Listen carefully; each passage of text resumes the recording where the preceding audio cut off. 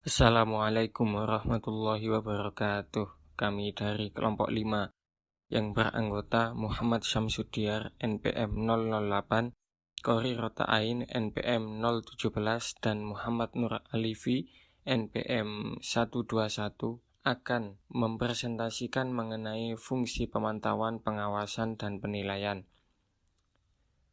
Yang pertama, fungsi pemantauan. 1. Pengertian fungsi. Pemantauan menurut Gunawan dan Benti 2017.2.117, pemantauan yaitu kegiatan yang dilakukan untuk mengecek penampilan dan aktivitas yang dikerjakan. Yang kedua, tujuan fungsi pemantauan. Menurut Gunawan dan Benti 2017.2.117, pemantauan umumnya dilakukan untuk tujuan tertentu, untuk memeriksa apakah program yang telah berjalan itu sudah sesuai dengan sasaran atau belum. Tujuan dari pemantauan monitoring yaitu A. Memeriksa kembali strategi pelaksanaan kegiatan atau program pada suatu pendidikan sebagaimana yang telah direncanakan sebelumnya setelah adanya perbandingan dengan kenyataan di lapangan. B. Menemukan permasalahan yang berkaitan dengan penyelenggaraan program atau agenda kegiatan dalam satuan pendidikan tersebut. C. Dapat mengetahui faktor pendukung dan penghambat dalam penyelenggaraan program atau kegiatan satuan pendidikan tersebut. 3. Prinsip-prinsip fungsi pemantauan. Menurut Riyanti 2015.284, kegiatan pemantauan yang dilakukan itu memperhatikan prinsip-prinsip berikut, yaitu A. Teliti, B. Berkala, C. Objektif dan komprehensif, D. Fleksibel, E. Perspektif dan operasional, F. Realistik. 4. Jenis-jenis fungsi pemantauan. Menurut Subarsono 2015.1.21 menyatakan bahwa terdapat jenis-jenis pemantauan yaitu A. Kepatuhan, B. Pemeriksaan, C. Laporan, D. Eksplanasi.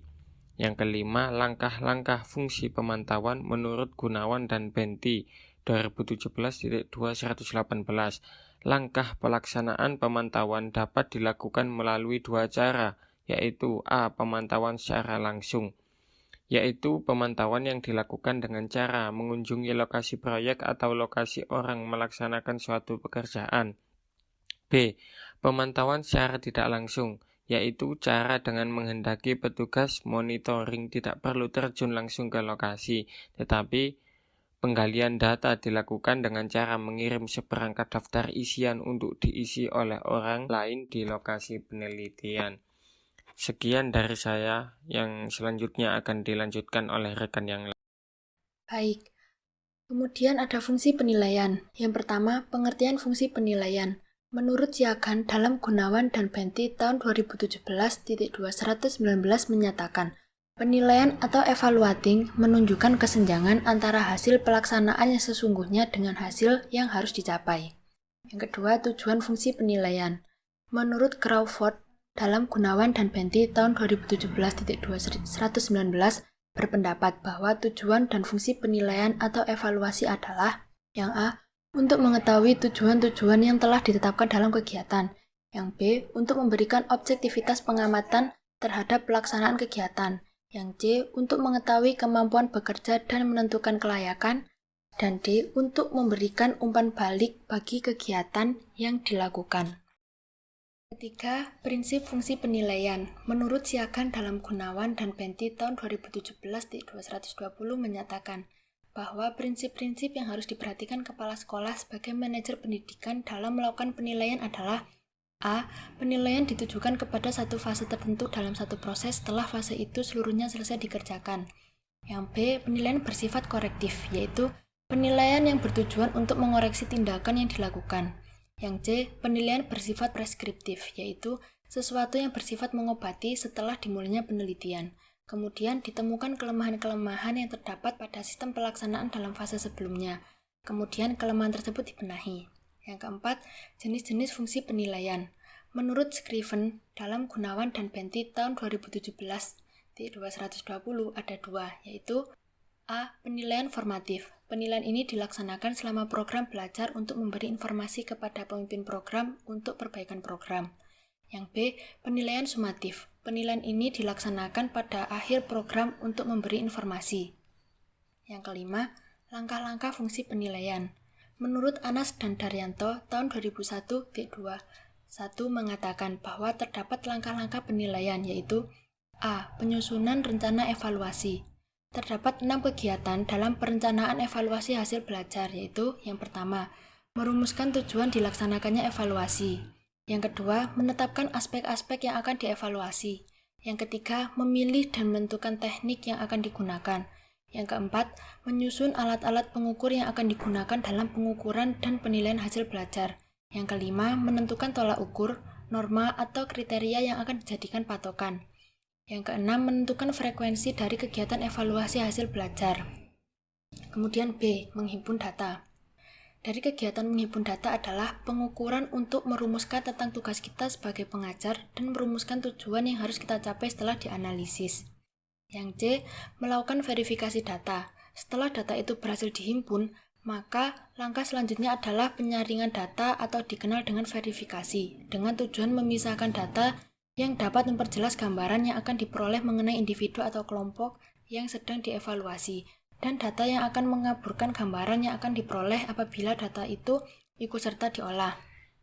Sekian presentasi dari saya, untuk berikutnya akan dilanjutkan oleh teman saya. Baik, di sini saya akan menjelaskan tentang fungsi pengawasan. Yang pertama yaitu pengertian fungsi pengawasan. Menurut Gunawan dan Bentry, tahun 2017.104 merupakan suatu proses dalam menetapkan ukuran kinerja dan pengambilan tindakan yang dapat mendukung pencapaian hasil yang diharapkan sesuai dengan kinerja yang telah ditetapkan. Kemudian yang kedua yaitu tujuan fungsi pengawasan. Menurut Gunawan dan Bentry tahun 2017.111, tujuan dari fungsi pengawasan yaitu pertama, mengawasi aktivitas-aktivitas yang dilaksanakan dalam organisasi agar sesuai dengan tujuan. Kemudian yang kedua, memastikan anggota melaksanakan tugas dan menjamin standar kualitas yang ditetapkan.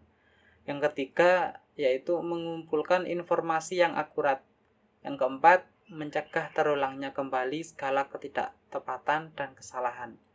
Yang kelima, mengarahkan manajemen untuk melakukan koreksi atas masalah pencapaian.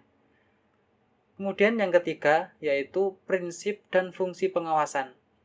Prinsip pengawasan, menurut Gunawan dan Bentry tahun 2017.108 yaitu pertama, prinsip tercapainya tujuan.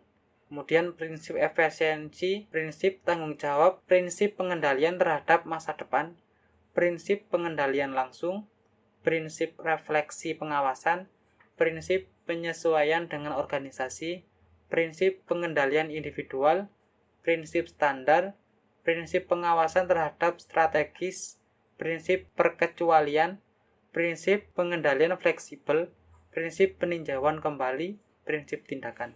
Kemudian yang keempat yaitu jenis-jenis pengawasan. Berikut merupakan penguraian jenis-jenis pengawasan menurut Gunawan dan Bentry tahun 2017.113. Yang pertama yaitu pengawasan eksternal dan internal.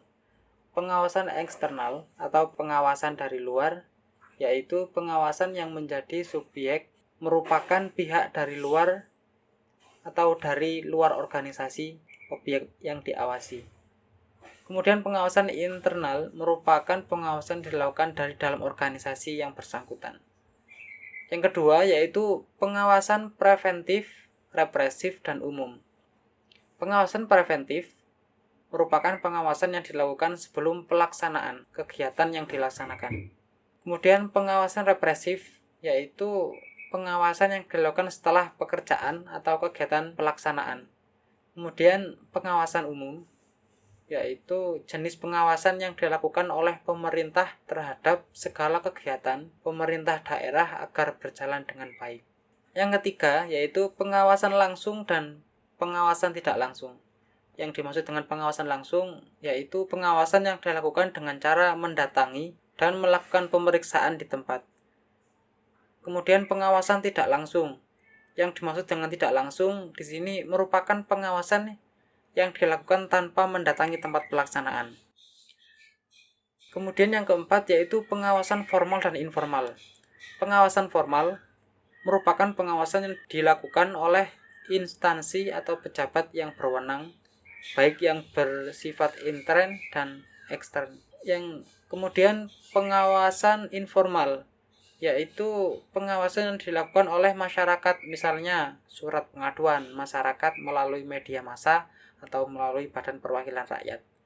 Kemudian pengawasan administratif dan operatif, yaitu pengawasan yang menilai perbuatan keseluruhan dari organisasi atau bidang-bidang bagiannya. Sedangkan pengawasan operatif adalah mengukur efisiensi perbuatan dari waktu ke waktu yang ditunjukkan pada bidang-bidang yang memperoleh perbaikan. Kemudian pengawasan dari segi waktu. Pengawasan ini memperhatikan besar kecilnya sebuah program yang dilaksanakan, serta waktu yang diperlukan dalam melaksanakan program tersebut. Langkah-langkah pengawasan, sementara itu menurut Fatah dalam Gunawan dan Bentry tahun 2017-123 mengemukakan bahwa ada 3 tahapan dalam melaksanakan pengawasan, yaitu pertama menetapkan standar-standar pelaksanaan, yang kedua mengukur hasil atau pelaksanaan pekerjaan, yang ketiga menentukan deviasi atau penyimpangan dan mengadakan tindakan perbaikan. Sekian dari kelompok kami. Assalamualaikum warahmatullahi wabarakatuh.